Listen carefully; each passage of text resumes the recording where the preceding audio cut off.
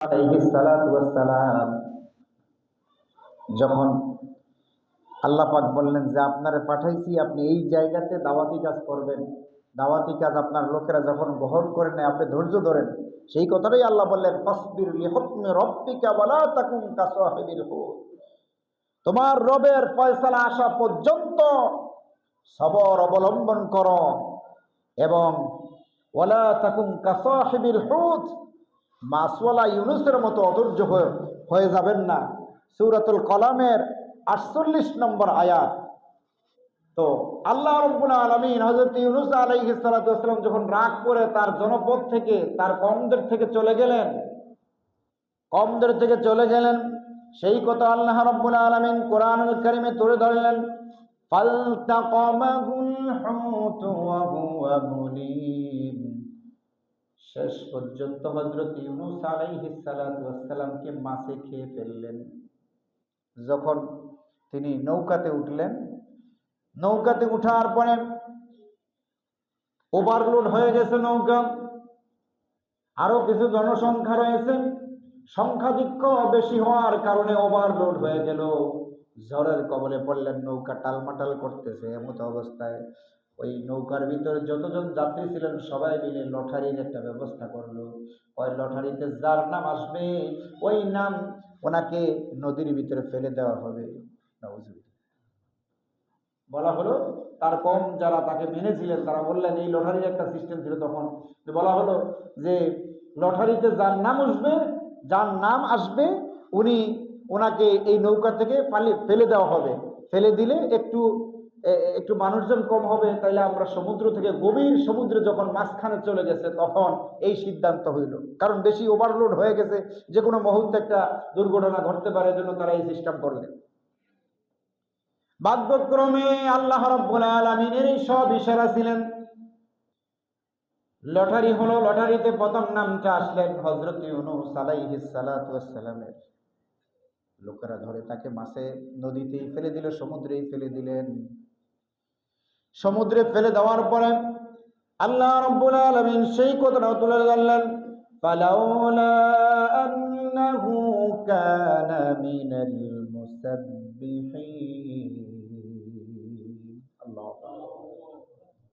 সমুদ্রের ভিতরে যখন ফেলে দিলেন হযরত ইউনূস আলাইহিস সালাতু ওয়াস সালামকে, লোকেরা তাকে ধরে নদীতে ফেলে দিলেন, মাছ তাকে খেয়ে ফেললো। মাছ যখন খাওয়ার পরে তিনি এখন চিন্তা করলেন, মাছ যখন খেয়ে ফেললেন আল্লাহর কাছে তিনি দোয়া করতে লাগলেন। কি গভীর এক ভয়াবহ এক অবস্থা। হযরত ইউনূস আলাইহিস সালাতু ওয়াস সালাম আল্লাহর কাছে অনুতপ্ত স্বীকার করলেন। وَظَنُّونِ إِذ ذَّهَبَ مُغَاضِبًا فَظَنَّ أَن لَّن نَّقْدِرَ عَلَيْهِ فَنَادَىٰ فِي الظُّلُمَاتِ أَن لَّا إِلَٰهَ إِلَّا أَنتَ سُبْحَانَكَ إِنِّي كُنتُ مِنَ الظَّالِمِينَ। وَظَنُّونِ إِذ ذَّهَبَ مُغَاضِبًا فَظَنَّ أَن لَّن نَّقْدِرَ عَلَيْهِ فَنَادَىٰ فِي الظُّلُمَاتِ। আয় আল্লাহ, আপনি যে অর্ডার করেছিলেন আমাকে, আমি অন্যায় করেছি, আমাকে যে রেসপন্সিবিলিটি আপনি যে আমাকে দিয়েছিলেন, যে দায়িত্ব আমাকে দিয়েছিলেন, আমি আমার কওমদের উপর রাগ হয়ে যখন আমি জনপদ থেকে বেরিয়ে আসছিলাম, এটা আমার ঠিক হয় নাই, আমি অন্যায় করেছি, আমি আমার নফসের প্রতি জুলুম করেছি। আল্লাহ ইলাহা ইল্লা আনতা সুবহানাকা ইন্নী কুনতু মিনাজ জালিমিন। আল্লাহ ছাড়া কোনো মাবুদ নাই, ইলাহ নাই, বিধানদাতা নাই। আল্লাহ আমাকে যখন মাছে খেয়েই ফেললো, মাছে খাওয়ার পরে তিনি আল্লাহর কাছে এই দোয়া করলেন, না লা ইলাহা ইল্লা আনতা সুবহানাকা ইন্নী কুনতু মিনাজ জালিমিন। আমি জুলুম করেছি, আমি অন্যায় করেছি, আল্লাহ আপনার কাছে অনুতপ্ত স্বীকার করলাম, আপনি আমাকে ব্যবস্থা করেন।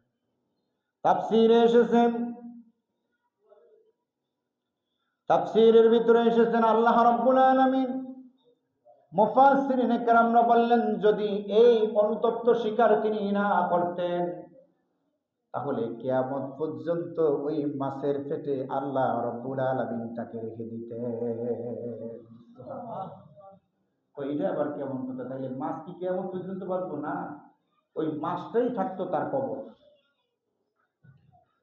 কয় এই দোয়া যদি আল্লাহর কাছে না করতেন তাহলে ওই মাছটা কিয়ামত পর্যন্ত ওই মাছের পেটেই তিনি থাকতেন, ওইভাবেই তিনি উঠতেন। কিন্তু তিনি দোয়া করার কারণে আল্লাহ পাক তাকে কবুল করেছেন। 40 দিন পর তাকে একটা জনমানবহীন একটা নদীর পাশে, কোনো গাছ নাই, গাড়া নাই, কিচ্ছু নাই, ছায়া টায়া কোনো কিচ্ছু নাই, এমন একটা জায়গাতে তিনি তাকে ফেলে দিলেন। মাছ বমি করলেন দুনিয়াতে যখন তাকে যখন মাছের পেট থেকে তিনি বের হয়ে গেলেন, সাগরের কূলেই তিনি তাকে রাখা হলো। আল্লাহ রাব্বুল আলামিন সেই কথাগুলো বলছেন, ফানাদা ফানাদা ফিজ-যুলুমাতি আল্লা ইলাহা ইল্লা আনতা সুবহানাকা ইন্নী কুনতু মিনাজ-জালিমিন। তিনি অনুতপ্ত স্বীকার করার পরে ফানাবাজনাহু বিল আরাই ওয়া হুয়া সাকিম, শেষ পর্যন্ত আমি তাকে এমন একটি অবস্থায়, এমন একটি জায়গাতে তাকে আমি রাখলাম যেই জায়গাতে কোনো গাছের ছায়া নাই, কোনো কিচ্ছু নাই, এমন একটা জায়গাতে রেখে দিলাম। এরপরে আল্লাহ রাব্বুল আলামিন তার নিজ কৃপায় সেখানে কিছু কদু গাছ বা লতা পাতা জাতীয় কয়েকটা গাছ তিনি ছায়া দেওয়ার একটা ব্যবস্থা করে দিলেন। সুবহানাল্লাহ, তার প্রতি অনুগ্রহ করলেন, দয়া করলেন। ওয়াম্বাতনা আলাইহি শাজারাতাম মিন ইয়াকুতিন, ওয়াম্বাতনা, তিনি সেখানে উৎপাদন করলেন আলাইহি শাজারাতাম মিন ইয়াকুতিন, লতানো গাছ, অর্থাৎ যেই গাছগুলো বায় ওই গাছের মতো, যেমন কদু গাছ, লাউ গাছ, একই কথা। এই লাউ গাছ বা কদু গাছ তিনি সেখানে উৎপন্ন করে দিলেন, তৈরি করে দিলেন। তখন তাকে হযরত ইউনূস আলাইহিস সালাতু ওয়াস সালামকে ছায়া দেওয়া শুরু করলেন। সুবহানাল্লাহ। وأرسلناه إلى 100,000 أو يزيدون। আল্লাহ রাব্বুল আলামিন বললেন, এরপর আমি তাকে লক্ষ লক্ষ, কয়েক লক্ষ, এই কয়েক লক্ষ জনপদ লোকদের কাছে আমি তাকে এমনভাবে পাঠাইলাম, সেখানে গিয়ে তিনি দাওয়াত দিতে শুরু করলেন। সুবহানাল্লাহ। পরে এই পরীক্ষা করার জন্য তখনকার সময় 1891 সাল, নামটা কত? 1891 সাল আগস্ট মাসে, সিরাতে বিশ্বকোষ থেকে নেওয়া, সেখান থেকে দেখলাম 1891 সালের আগস্ট মাসে ওই কিছু প্রতিনিধি এই কথাকে, আল্লাহ পাকের এই কোরআনকের এই ইউনূস আলাইহিস সালাতু ওয়াস সালামের ঘটনাকে রিসার্চ করার জন্য তারা চললেন। তো স্টার্ট অফ ইস্ট নামক একটা জায়গা, ওই কিতাবে, ওই বইটাতে এসেছেন। ওই জায়গাতে যাওয়ার পর ওখানে তারা গিয়েছিলেন কৃমি মাছ শিকার করার জন্য। কি মাছ? তিমি মাছ শিকার করার জন্য। তিমি মাছটার এই দৈর্ঘ্য এবং প্রস্থ 20 মিটার লম্বা। কত মিটার? 20 মিটার। এবং প্রস্থ হলেন 20 মিটার না, 20 ফুট, আর হলো 5 ফুট। 20 ফুট হলো লম্বা, আর 5 ফুট হলো এটার প্রশস্ত, আর এর ওজন হচ্ছে 100 টন। সুবহানাল্লাহ। এরকম একটা তিমি মাছ যখন তারা ধরলেন, ধরতে গিয়ে তারা হেস্তনস্ত শিকার হয়ে গেছেন। বিশাল দীর্ঘদেহী এক মাছ। পরে তাদের সঙ্গে যে লোকজন ছিল, আরো অনেক শিকারী ছিল, একজন শিকারীকে মাছটা খেয়ে ফেললো।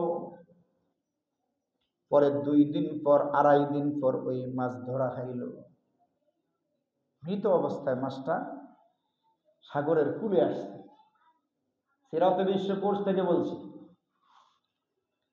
2.5 দিন পর 60 ঘন্টা কিতাবে এসেছেন, 60 ঘন্টা তাফহিমুল কোরআনে এসেছে, 60 ঘন্টা ওই মাছটাকে মৃত অবস্থায় যখন কুলে পাইলেন, পাওয়ার পরে হযরত ইউনূস হযরতে এই ইউনূস আলাইহিস সালাতু ওয়াস সালাম এই ঘটনাকে পর্যবেক্ষণ করার জন্য, বাস্তব রূপ দেওয়ার জন্য ওই যে তৃণী মাছ শিকারী, ওই শিকারীকে খেয়ে ফেললেন। তার অনুসারীরা, তার লোকেরা পরে ওই মাছ যখন কুলে আসলো, আসার পরে এটা কাটলেন, মাছের পেট কাটলেন। মাছের পেট কাটার পরে ওই লোকটাকে জীবন্ত অবস্থায় পাইলেন। সুবহানাল্লাহ। তখন তারা সবাই আশ্চর্য হয়ে গেলেন যে 60 ঘন্টা মাছের পেটে একটা মানুষ জীবন্ত অবস্থায় যখন বের হয়েছে, যেই আল্লাহ বের করছেন সেই আল্লাহ আজও আছে না নাই? সবাই মুসলমান হয়ে গেলেন। সুবহানাল্লাহ। সবাই বললেন লা ইলাহা ইল্লাল্লাহু মুহাম্মাদুর রাসূলুল্লাহ।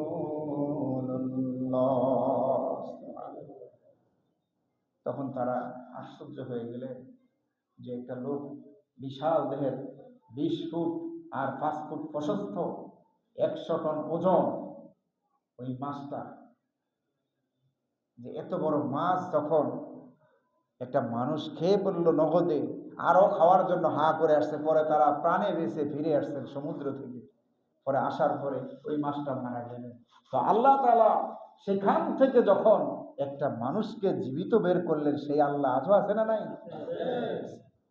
আমরা তো আল্লাহ রাব্বুল আলামিনের কৃপা, তার বড়ত্ব, তার মহত্ব বুঝি না। যেই কথাগুলো বললাম যে হযরত ইউনূস আলাইহিস সালাতু ওয়াস সালাম সবরের পরীক্ষা দিয়েছেন, ধৈর্যের পরীক্ষা দিয়েছেন, আমরাও যেন সবরের পরীক্ষা এইভাবে দিতে পারি, বলি ইনশাআল্লাহ।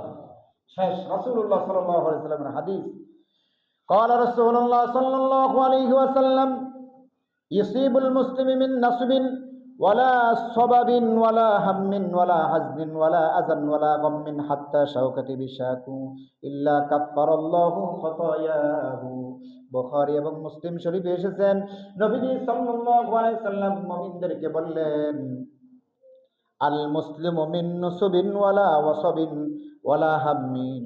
রাসূলুল্লাহ সাল্লাল্লাহু আলাইহি সাল্লাম বললেন, কোন মুসলিম ব্যক্তি মানসিক বা শারীরিক যদি কষ্ট পায়, কষ্ট পাওয়ার পরে সে সুখ অথবা দুঃখ, কেউ মারা গেল, অ্যাক্সিডেন্ট হইল, লোকটা হঠাৎ করে মারা গেল, নিজের স্বজনরাই চলে গেল, এমন ব্যক্তি বলেন তো চিন্তাগ্রস্ত হবে কি হবে না? চিন্তিত হবেন, অসহায়ত্ব নিজেকে ভাববেন। রব্বুল আলামিন তার প্রিয় হাবিব সাল্লাল্লাহু আলাইহি ওয়াসাল্লাম বলে দিলেন, মুমিনদের জন্য এই অবস্থায় যেই সমস্ত মুমিনরা ধৈর্য ধারণ করবে, সবরে জামিল করবে, আল্লাহ রব্বুল আলামিন তাকে এমন প্রতিদান দেবেন, তার যত সাইয়্যা আছে, সাইয়্যা, তার যত গুনাহ আছে, সবগুলো গুনাহ আল্লাহ রব্বুল আলামিন তাকে মাফ করে দিবেন। সুবহানাল্লাহ।